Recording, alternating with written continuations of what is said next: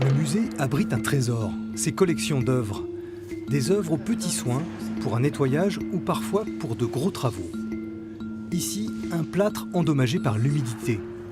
Des trous se sont formés, des lacunes que les restaurateurs vont combler.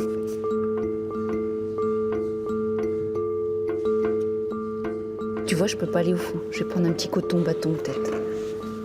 Ouais, c'est pas grave. La pénitente, sculpture du 19e siècle par le Dijonnais Pierre-Paul Darbois, était mal en point. Ouais, là, c'est la sculpture avant intervention. Ouais. Elle était vraiment très sale et surtout, c'est que les plâtres, pendant longtemps, ont été un peu mis au rebut et on les considérait pas comme des pièces importantes alors que ce sont des œuvres originales. Le socle est ici remis en état. Il fait partie intégrante de l'œuvre. C'est le support du reste et c'est un tout. Donc on traite toujours toutes les parties de l'œuvre de la même façon, en fait. La couche de finition de la sculpture était manquante par endroits, mais les restaurateurs se limitent à harmoniser l'œuvre.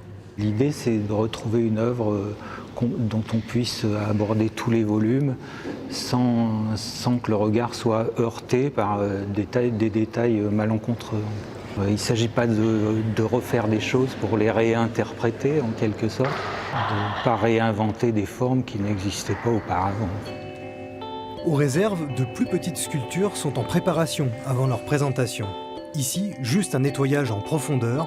Sur une œuvre, le niveau d'intervention est mûrement réfléchi.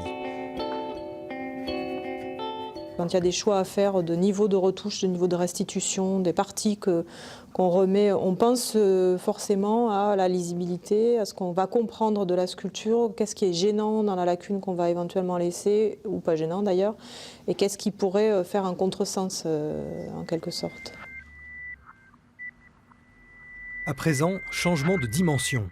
Après le tout petit, passage au très grand. Sur des tableaux grand format, des reprises de restauration plus anciennes, mais aussi de petites touches pour estomper les effets du temps. On intervient avec des matériaux stables qui vont bien vieillir dans le temps et on documente nos interventions, c'est-à-dire qu'à partir du moment où on sait que d'autres collègues interviendront, on va dire peut-être dans 5 ans, 50 ans, dans 60 ans, on se doit de leur laisser des interventions, c'est-à-dire les nôtres, sur lesquelles ils pourront revenir et qui pourront retirer facilement. Donc c'est le principe de la réversibilité, voilà, de notre intervention. Chaque détail compte et parfois les outils d'inspection permettent de lever des doutes. Eh ben, si, c'est une lacune. Ouais. Et ça ? Ça, c'est une ancienne retouche, mais que tu vois pas. Les restaurateurs accompagnent les œuvres pour des années, mais ici, la créativité s'efface. L'œuvre, l'artiste et le choix des interventions guident leur travail. Il n'y a pas de frustration puisque l'idée c'est que l'œuvre traverse les années, les siècles, qu'elle soit là après nous.